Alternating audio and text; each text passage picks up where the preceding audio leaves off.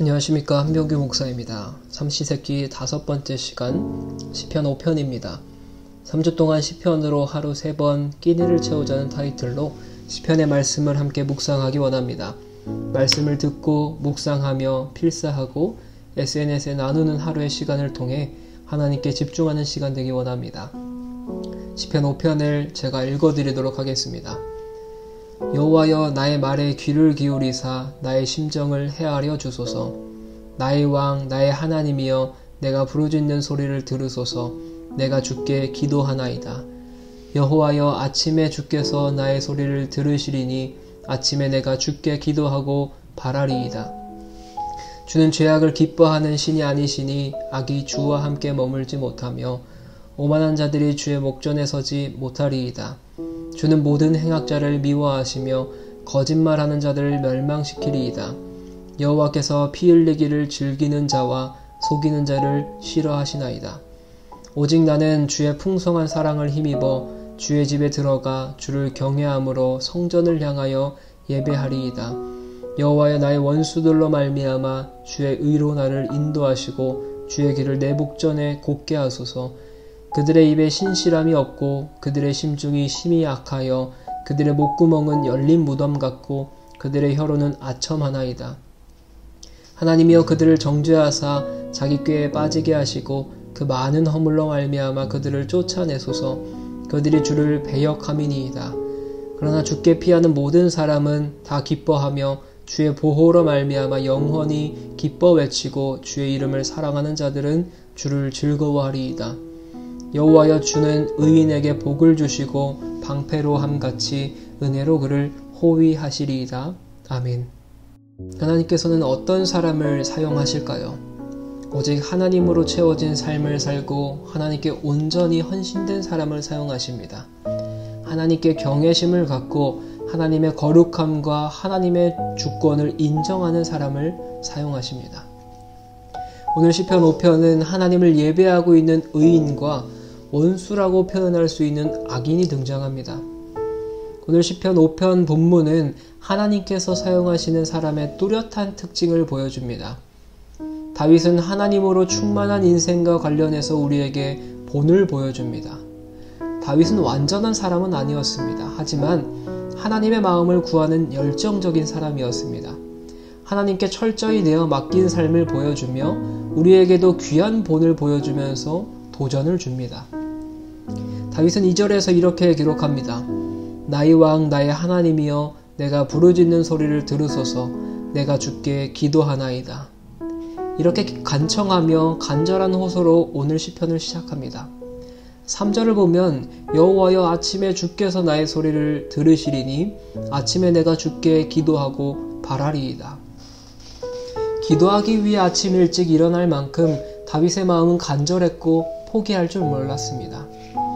시인은 1절부터 3절에서 내 기도를 들어주세요. 제가 이렇게 기도하고 하나님께 간구합니다. 라고 이야기합니다.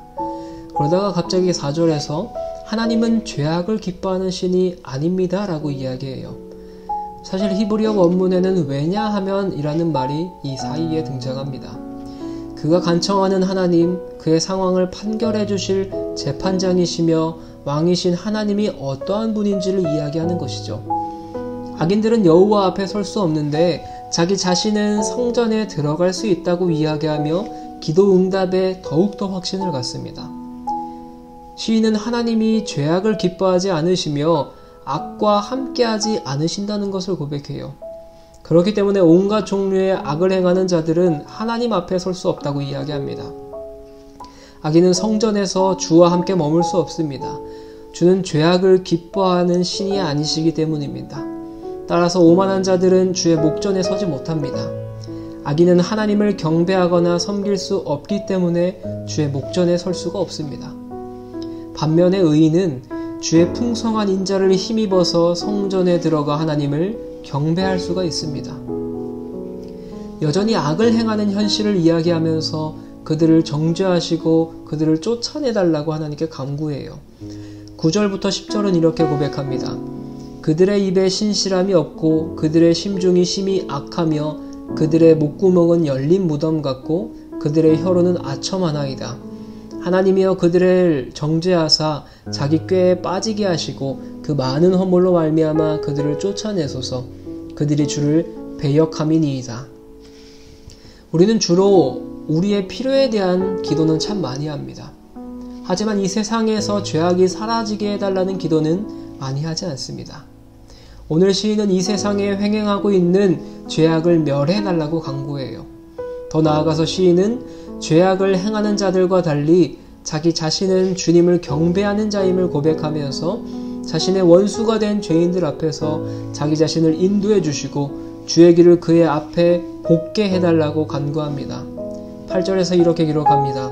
여호와여 나의 원수들로 말미암아 주의 의로 나를 인도하시고 주의 길을 내 목전에서 곱게 하소서. 하지만 더 나아가서 자기 자신을 위한 기도를 뛰어넘어서 주님께 피하는 모든 자들, 주의 이름을 사랑하는 자에게 하나님의 복과 하나님의 보호가 있기를 간구합니다. 11절에서 12절입니다. 그러나 주께 피하는 모든 사람은 다 기뻐하며 주의 보호로 말미암아 영원히 기뻐하고 주의 이름을 사랑하는 자들은 주를 즐거워하리이다. 여호와여 주는 의인에게 복을 주시고 방패로함 같이 은혜로 그를 호위하시리이다. 사탄이 권세를 잡고 있는 세상은 주님께서 오실 때까지 완전해지지가 않습니다. 그렇기 때문에 우리는 이 땅에서 하나님을 사랑하고 하나님을 경외하며 그분께 피하는 자가 하나님의 보호하심과 복을 누릴 줄 믿습니다. 하나님께 기도하고 아뢰며 나아가는 일을 그치지 않아야 됩니다.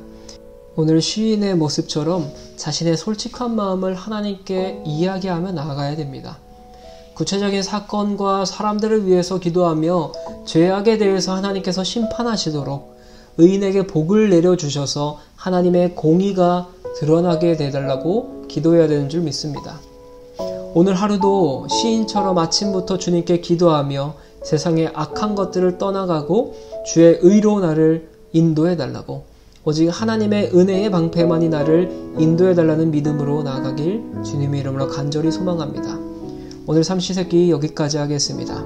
오늘 하루도 힘내세요.